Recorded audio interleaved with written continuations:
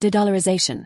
Real threat to US dominance. Imagine waking up one morning to find that the $100 bill in your wallet buys a little less at the grocery store. Not just because of a bad day at the market, but because the world has quietly started to shrug off the dollar's shadow. Your retirement savings, tucked away in a 401k heavy on US Treasuries, might not stretch as far.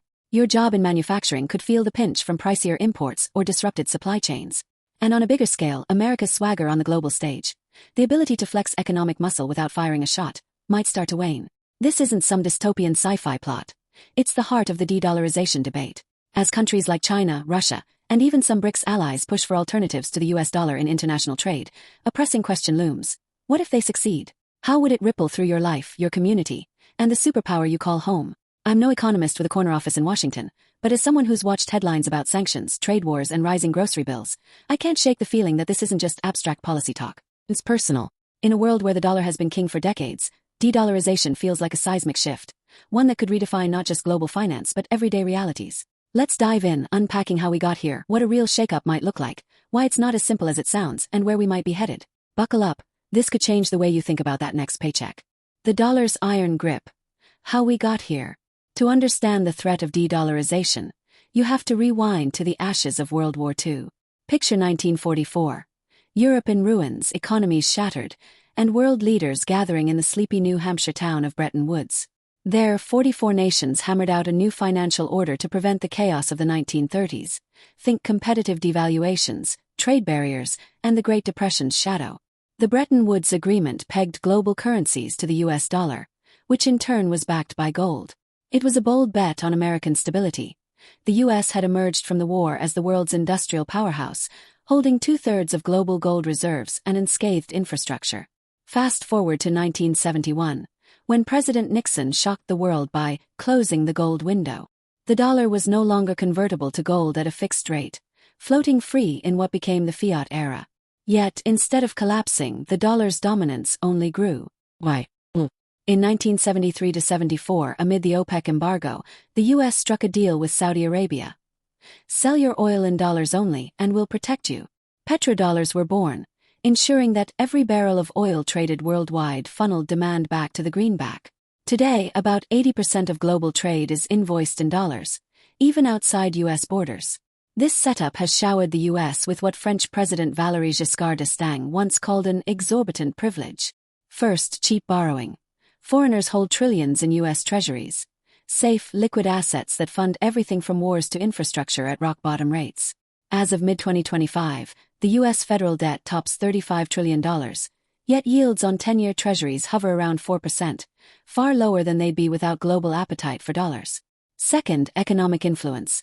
The dollar's reserve status, making up roughly 58% of central bank reserves per IMF data, lets the US shape global markets. A Federal Reserve rate hike ripples worldwide, cooling economies from Tokyo to Toronto. Third, and perhaps most potent, sanctions power. The US can weaponize the dollar through SWIFT, the Belgium-based messaging system that clears most international payments. Sanction Russia. Freeze its reserves. Target Iran. Cut off oil sales. This isn't just leverage. It's a geopolitical sledgehammer. Other nations relied on the dollar for stability. Its deep liquidity meant predictable trade, easy hedging against risks, and a universal medium for everything from commodities to tech deals.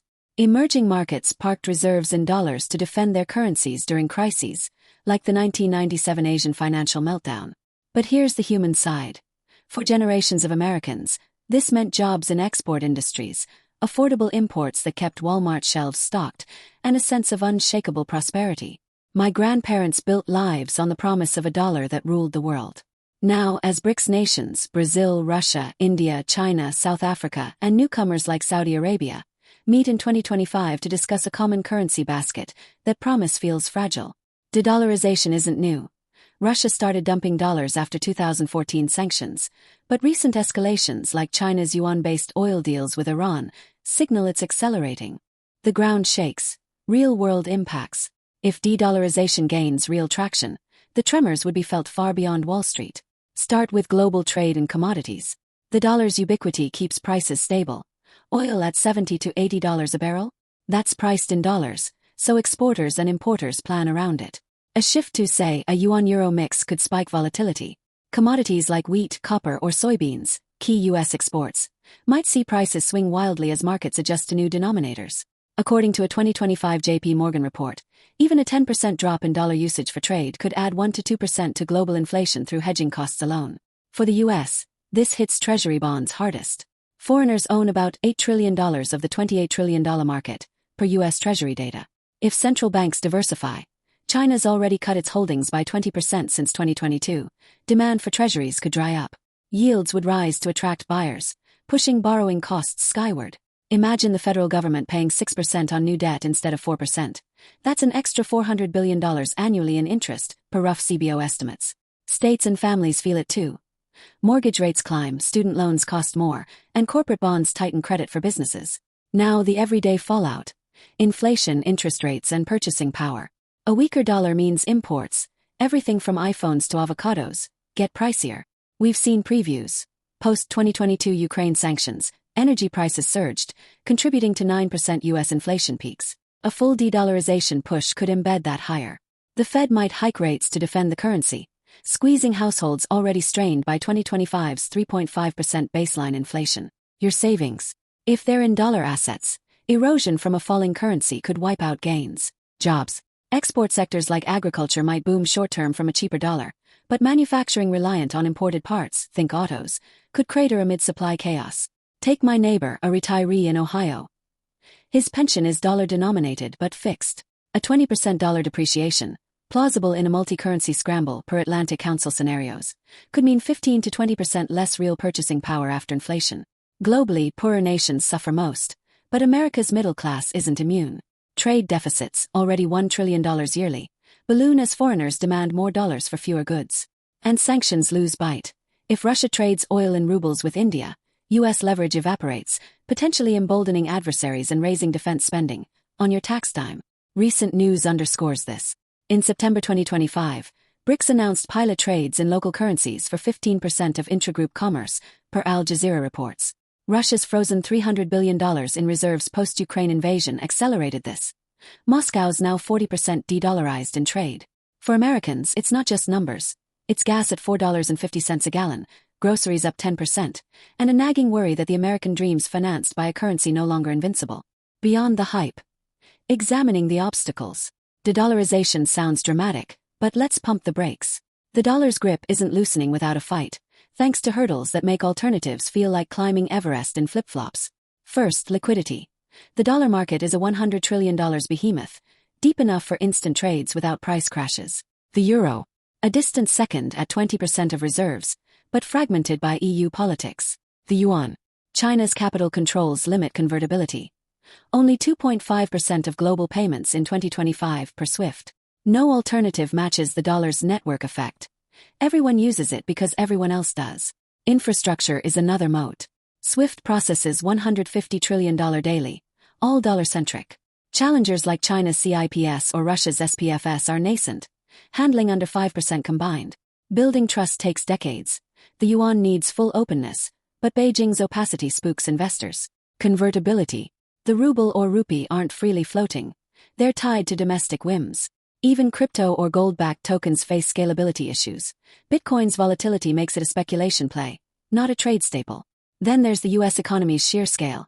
$28 trillion GDP, 25% of global output. Pulls in talent, innovation, and capital like gravity. As a 2025 Council on Foreign Relations analysis notes, no rival combines military might, rule of law, and market depth. Challenges abound for alternatives.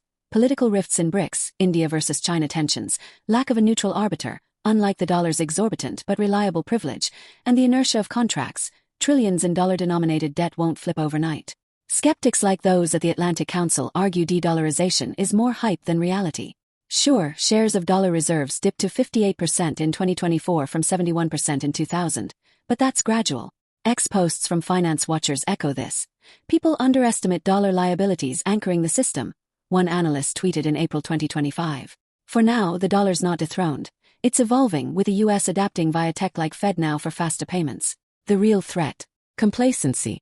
If America ignores fiscal woes, the self-inflicted wound could hasten the shift. Future foresight. Navigating the new global order. Peering ahead, the dollar's path forks into intriguing scenarios. Optimists see continued dominance. The US economy's resilience, AI boom, energy independence, keeps it central. A 2025 Investopedia piece predicts the dollar holding 50% plus reserves through 2030, bolstered by policy tweaks like tariff reforms under a potential Trump 2.0. Pessimists foresee gradual decline. By 2040, reserves could halve as Asia rises, per Eurasia Review projections. Partial diversification seems likeliest. Dollars for tech/oil, yuan for Belt and Road deals, euros for Europe. A multipolar world with baskets like the BRICS unit dilutes but doesn't destroy US sway. US choices matter hugely. Fiscal discipline, taming deficits via spending cuts, could stabilize the dollar. But weaponizing it more, e.g. broader sanctions, accelerates pushback, as seen in Russia's 80-fold ruble-yuan trade surge post-2022. Innovation helps. Digital dollars or CBDCs could modernize without losing edge. For investors, diversify, gold, yuan bonds or crypto hedge risks. Citizens, build skills in export trades. Vote for policies bolstering competitiveness. In this new order, America's dominance evolves from unilateral to collaborative. No more dollar diplomacy alone. Think alliances with allies to counter China. Personally, it means vigilance. Track your portfolio, embrace global opportunities. De-Dollarization isn't an overnight apocalypse. It's a slow burn. But if we adapt, the US remains a beacon, not because of one currency, but enduring ingenuity.